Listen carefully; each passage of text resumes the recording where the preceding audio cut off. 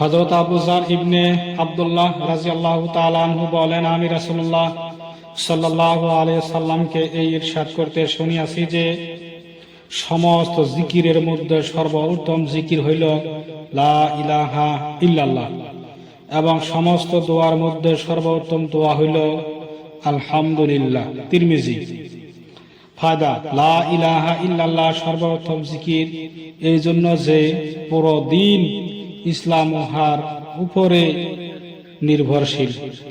ইহা ছাড়া না ঈমান ঠিক হয়, আর না কেহ মুসলমান হইতে পারে।